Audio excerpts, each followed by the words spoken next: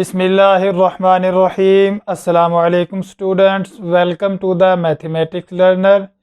Dear student, आज के lecture में हम इक्विवेलेंस रिलेशन को डिफ़ाइन करेंगे और इसकी मुख्तलिफ एग्जांपल्स डिस्कस करेंगे। तो इक्विवेलेंस रिलेशन को डिफ़ाइन करने से पहले हम रेगुलर क्लासेस में डिस्कस कर चुके हैं रिलेशंस क्या होता है और इसकी मुख्तलिफ टाइप्स, जैसा कि reflexive relation, symmetric relation, anti symmetric relation और ट्रांजिटिव रिलेशन को डिटेल में डिस्कस कर चुके हैं। तो इन्हीं रिलेशन के कंसेप्ट्स को माइंड में रखते हुए हम डिफ़ाइन करते हैं equivalence relation. Equivalence relation, a relation R on A is an equivalence relation if it has reflexive, symmetric and transitive. यानी कि किसी रिलेशन को सेट ए पर इक्विवेलेंस रिलेशन तब कहेंगे अगर वो रिलेशन रिफ्लेक्सिव भी हो, सिमेट्रिक भी हो और ट्रांजिटिव भी हो। इसी तरह रिलेशन आर को हम ऐसे, इक्विवेलेंस रिलेशन को ऐसे भी डिफाइन कर सकते हैं, R is an equivalence relation on set A if it has following three properties. Number one, for all a belong to A, means के ए के तमाम एलिमेंट को ए रिलेट टू ए होना चाहिए, या इसे ऐसे भी कहा जा सकता है order pair a comma a belong to R. तो इस प्रॉपर्टी का नाम है रिफ्लेक्सिव प्रॉपर्टी। इसी तरह सिमेट्रिक प्रॉपर्टी होगी इसमें, if A relate to B then B also relate to A. इसको ऐसे भी कहा जा सकता है, if A comma B order pair belong to R then B comma A also belong to R. तो ट्रांजिटिव प्रॉपर्टी इसमें ऐसे डिफाइंड होगी, if A relate to B and B relate to C then A relate to C. इसी transitive property को हम ऐसे भी कह सकते हैं, if order pair A b belong to relation R and order pair b c belong to relation R then order pair a c must belong to R. अगर कोई रिलेशन आर सेट ए पे इन तीन प्रॉपर्टीज़ को fulfil करता है तो ऐसे relation को कहते हैं इक्विवेलेंस रिलेशन। तो अब हम इक्विवेलेंस रिलेशन की मुख्तलिफ एग्जांपल्स को डिस्कस करते हैं। Example number one, show that relation R on the set of integer z defined by a comma b belong to R if a difference b is equal to 2k। 2k को हम कह सकते हैं multiple of 2। For some k belong to integer is an equivalence relation. इस example में relation r को set of integers पर define किया गया है और डिफ़ाइन ऐसे किया गया है कि अगर कोई से दो इंटीजर a b लिए जाएं तो a कोमा b रिलेशन से बिलोंग तब करेंगे अगर a डिफरेंस b इक्वल होगा मल्टीपल ऑफ 2। तो इस रिलेशन को इक्विवेलेंस प्रूफ करने के लिए हमें इस रिलेशन को साबित करना है कि ये रिलेशन रिफ्लेक्सिव भी है, सिमेट्रिक भी है और ट्रांजिटिव भी है। तो वन बाय वन ये तीनों रिलेशंस प्रूफ करते हैं। Number one, reflexive, for all a belong to z। अगर कोई भी इंटीजर्स लिया जाए हम कह सकते हैं a comma a belong to r। तो a कोमा ए r से बिलोंग करेगा, सिंस अगर a में से a को डिफ़र किया जाए, डिफरेंस लिया जाए a डिफरेंस a, तो इसका आंसर आता है 0 और 0 को लिखा जा सकता है 2 इंटू 0। तो इस तरह a difference a multiple of 2 में लिखा गया है। इस तो हम कह सकते हैं कि a comma a belong to r है। अब हर इंटीजर्स इस रिलेशन r में अपने आप के साथ रिलेट है, तो इस तरह रिलेशन r होगा reflexive, hence r is reflexive. Reflexive के बाद अब प्रूव करते हैं कि ये रिलेशन क्या सिमेट्रिक भी है। सिमेट्रिक में सपोज करते हैं if A comma b belong to R. अगर हम ए कोमा बी को आर से बिलोंग करते हैं तो प्रूफ करना है b comma a b R से बिलोंग करेगा। अगर बी कोमा ए आर से बिलोंग कर जाता है तो ये रिलेशन सिमेट्रिक होगा। Since a b belong to R ये हमने सपोज किया, तो इसका मतलब ये हुआ कि A difference B is equal to multiple of 2 for K belong to Z, where K belong to Z. अब बी कोमा ए आर से रिलेट करने के लिए हमें साबित करना होगा कि B minus A B multiple of 2 में लिखा जा सकता है। तो ऐसा लिखने के लिए हम इसमें से नेगेटिव कॉमन लें, तो ये बन जाएगा b minus a is equal to 2 k, negative से मल्टीप्लाई कर दें, b minus a is equal to minus 2 k, और इसे लिखा जा सकता है 2 इंटू माइनस के। इस तरह बी माइनस ए को भी 2 के मल्टीपल में लिखा गया। यहाँ पे इंटीजर्स क्या होगा, माइनस के इंटीजर्स होगा। तो इस तरह हम कह सकते हैं बी कोमा ए ये भी बिलोंग कर गया है रिलेशन आर से। तो सिमेट्रिक में हमने ए कोमा बी को आर से बिलोंग किया था, तो साबित किया कि b comma a b R से बिलोंग करता है। इस तरह रिलेशन आर सिमेट्रिक भी हुआ। This implies that R is symmetric. Next इसे प्रूफ करते हैं कि रिलेशन आर ट्रांजिटिव भी है। अगर ये रिलेशन आर ट्रांजिटिव भी हुआ तो रिलेशन आर एक इक्विवेलेंस रिलेशन होगा।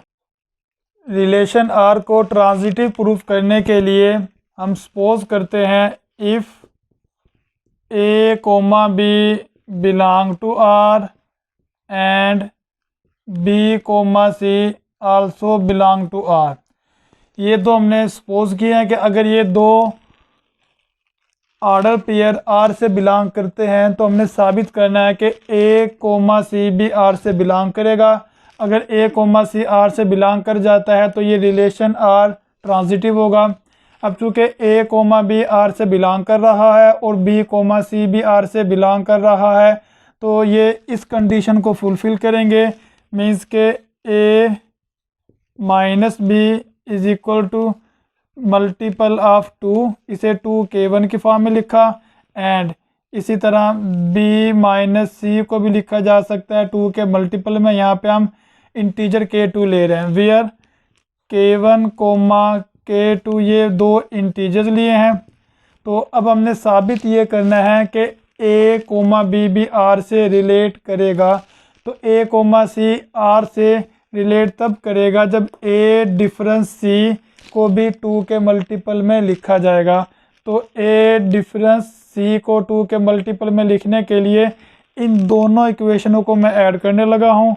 a minus b plus b minus c is equal to 2k1 plus 2k2। तो इसमें से माइनस बी से जमा बी कटेगा, ये a minus c is equal to यहाँ से 2 कॉमन ले लें, तो ये मेरे पास k1 प्लस k2 आ गया। अब इस तरह k1 प्लस k2 ये भी एक इंटीजर्स है और ये 2 से मल्टीप्लाई हो रहा, तो ये ओवरऑल 2 का मल्टीपल आ गया। तो यहाँ पे हम कह सकते हैं k1 plus k2 belong to G. a difference C 2 के मल्टीपल में लिखा गया है, तो कह सकते हैं कि a comma c also belong to R. इस तरह रिलेशन आर ट्रांजिटिव भी हो गया है। चूँकि रिलेशन आर रिफ्लेक्सिव, सिमेट्रिक और ट्रांजिटिव तीनों प्रॉपर्टीज फुलफिल कर रहा है, तो हम कह सकते हैं कि relation R is an equivalence relation. Hence relation R is an equivalence relation. Example number 2, show that congruence modulo m is an equivalence relation on the set of integers। इस एग्जाम्पल में हमें एक नया रिलेशन बताया गया है, बहुत ही important relation है कॉन्ग्रेंस मॉडुलो m। इसे साबित करना है कि ये सेट ऑफ इंटीजर पे एक इक्विवेलेंस रिलेशन है। तो इस रिलेशन को इक्विवेलेंस प्रूफ करने के लिए पहले हमें कॉन्ग्रेंस रिलेशन मॉडुलो m का पता होना चाहिए। तो कॉन्ग्रेंस रिलेशन मॉडुलो m की डेफिनेशन ये लिखी हुई है, let m be a fixed positive integer. अगर m हमारे पास एक फिक्स पॉजिटिव इंटीजर है, 2 integers a and b are said to be congruent modulo m। इन दो इंटीजर्स को हम कॉन्ग्रेंट कहेंगे मॉडुलो m में। रिटन एज, लिखा ऐसे जाएगा, a congruent to b mod m if m divide the a minus b। इसे m divide the a minus b भी पढ़ा जा सकता है, या m is the divisor of a minus b। अब कॉन्ग्रेंट मॉडुलो m की डेफिनेशन में एक नई बात आ गई है, m divide the a minus b। हम इसे डिफाइन कर लेते हैं, फिर उसके बाद कॉन्ग्रेंस मॉडुलो m की डेफिनेशन को हम अंडरस्टैंड करते हुए ये इस कॉन्ग्रेंस मॉडुलो m को इक्विवेलेंस रिलेशन प्रूव करेंगे। Divisors, let a and b are two integers with a not equal to 0, then a is a divisor of b denoted by a is the divisor of b if there exists some integer k such that, अगर ये condition fulfil करे, b is equal to a into k। a is the divisor of b, अगर b को a के multiple में लिखा जाए तो हम कहेंगे कि a is the divisor of b, या a divide the b। For example हम इसकी एक मिसाल लेते हैं कि हम कहते हैं कि 3 डिवाइड द 12। इसका मतलब ये है कि ऐसा इंटीजर्स हमारे पास है कि 12 को लिखा जा सकता है 3 इंटू 4। तो ऐसा इंटीजर हमें 4 मिल गया कि एक ऐसा इंटीजर है जो 4 से मल्टीप्लाई होकर 12 आंसर देगा। इसे ऐसे भी रीड किया जा सकता है, 3 इज़ द डिवाइज़र ऑफ आ 12। एक और एग्जांपल देखते हैं, 3 डिवाइड द 21 मीन्स के ऐसा इंटीजर्स होगा कोई जो 3 से मल्टीप्लाई होकर 21 आंसर देगा। मीन्स के 21 को लिखा जा सकता है 3 इंटू 7। तो ऐसा इंटीजर्स हमें 7 मिल गया है। तो ये डेफिनेशन आ गई है डिवाइज़र की। अब डिवाइज़र की डेफिनेशन के बाद अब हम एक्सप्लेन करते हैं कॉन्ग्रेंस मॉडुलो m की डेफिनेशन को, कि a congruent to b modulo m तब होगा अगर m is the divisor of a difference b, या m divide the a difference b। इसकी एग्जांपल देखेंगे, क्योंकि अगर m कोई मैं नंबर 5 ले रहा हूँ, 7 congruent to 2 modulo 5, since 5 is a divisor of 7 minus 2। क्योंकि 5 7 माइनस 2 को डिवाइड कर रहा है, 7 माइनस 2 का मतलब 5, 5 को डिवाइड कर रहा है, तो लिखा जा सकता है 7 कॉन्ग्रेंट टू 2 मॉडुलो 5।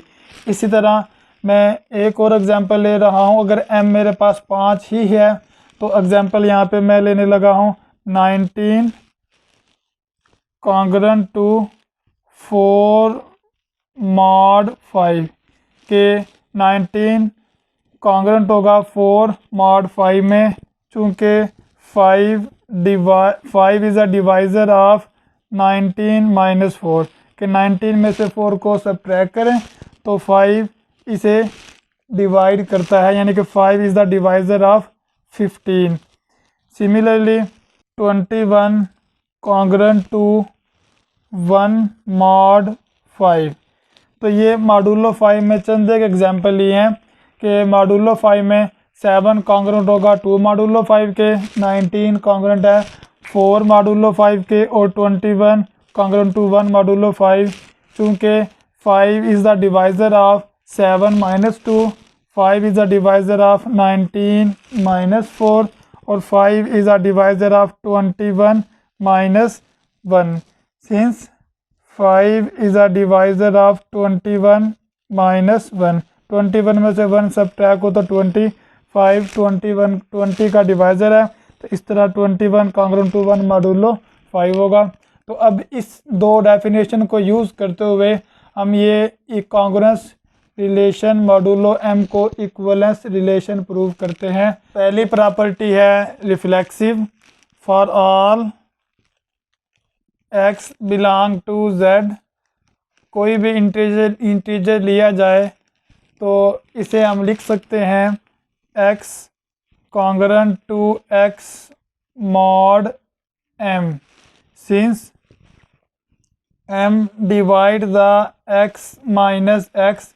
अगर x में से x को सब्ट्रैक्ट करें तो आंसर आता है 0 और m चूँकि 0 को डिवाइड करता है तो इस तरह हम कह सकते हैं x is congruent to mod m। इस तरह हर इंटीजर मॉड m में अपने ही कॉन्ग्रुएंट होगा तो इसका मतलब ये हुआ कि कॉन्ग्रुएंस रिलेशन एक रिफ्लेक्सिव रिलेशन है।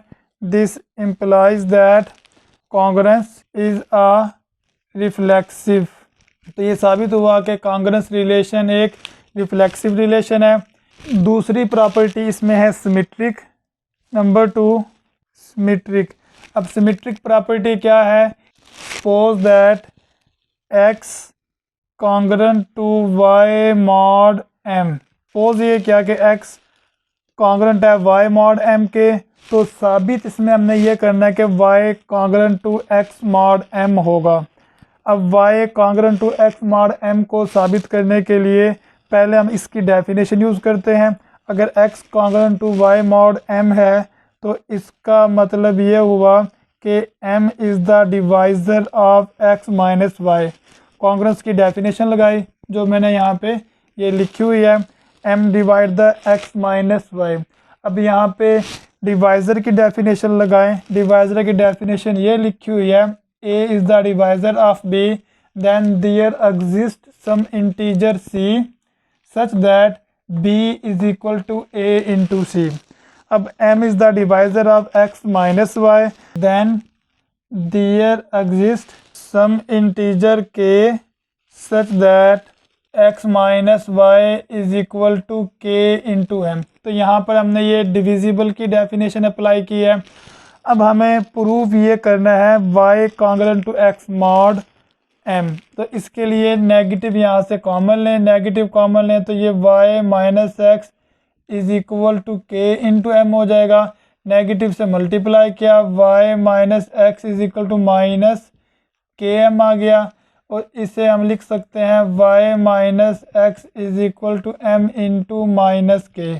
तो इस तरह y नेगेटिव x को m के मल्टीपल में लिखा गया। यहाँ पे सम इंटीजर माइनस के आ गया तो हम ये कह सकते हैं कि m divide the y minus x for some minus k belong to z। चूँकि k एक इंटीजर्स था तो माइनस के भी एक इंटीजर्स है और y माइनस एक्स को m के मल्टीपल में लिखा गया तो इसका मतलब ये हुआ कि m is the divisor of y minus x या m divide the y minus x.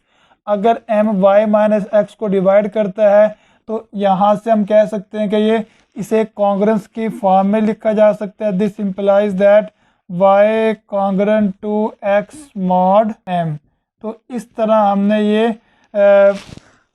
x congruent to y mod m suppose करते हुए y congruent to x mod m ये साबित कर दिया। तो ये प्रूव हुआ कि कॉन्ग्रुएंस रिलेशन एक सिमेट्रिक रिलेशन है। Hence congruence is a symmetric relation. Number 3 transitive.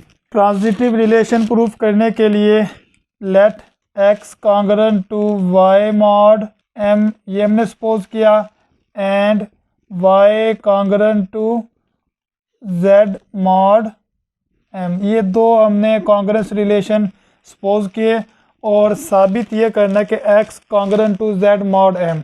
अगर x congruent to z mod m साबित कर देते हैं इन दो को सपोज करते हुए तो कॉन्ग्रुएंस रिलेशन ट्रांजिटिव भी प्रूफ हो जाएगा। तो इस पे डेफिनेशन अप्लाई करें। अगर x congruent to y mod m है तो इसका मतलब ये हुआ कि m is the divisor of x minus y and इस पे भी डेफिनेशन अप्लाई करें m is the divisor of y minus z। तो ये हमने कॉन्ग्रुएंस को डिविजिबल की फॉर्म में लिखा। अब यहाँ पे डिवाइज़र की डेफिनेशन अप्लाई करें। It's means that x minus y is equal to m into some integer. यहाँ पे सम इंटीजर k1 लिया गया and y minus z is equal to m into some integers k2। यहाँ पे integers k2 लिया गया। अब x congruent to z mod m को प्रूफ करने के लिए इन दोनों इक्वेशनों को मैं ऐड करने लगा हूँ। ये x minus y plus y minus z is equal to m into k1 plus m into k2। अब ये y और माइनस वाई ख़त्म हुआ, x minus z is equal to यहाँ से m कॉमन निकाला तो ये k1 प्लस k2। अब ये x माइनस जेड को m के मल्टीपल में लिखा गया for integers k1 plus k2 के लिए। चूँकि k1 भी इंटीजर्स है और k2 भी इंटीजर्स है तो इनका सम भी क्या होगा, इंटीजर्स होगा। अगर x माइनस जेड को m के मल्टीपल में लिखा गया तो हम इसे ये कह सकते हैं कि m divide the x minus Z for integers k1 plus k2। m is the divisor of x minus Z. तो यहाँ पे इसका मतलब ये हुआ कि अगर m x डिफरेंस y को डिवाइड करता है तो इसे कॉन्ग्रेंस की फॉर्म में लिखा जा सकता है। तो इसी तरह m is the divisor of x minus Z को कॉन्ग्रेंस की फॉर्म में लिखें तो ये लिखा जा सकता है कि x is congruent to z mod m। तो ये हमने प्रूफ कर दिया है कि x congruent to y mod m और y congruent to z mod m को सपोज करते हुए x congruent to z mod m ये प्रूफ कर दिया।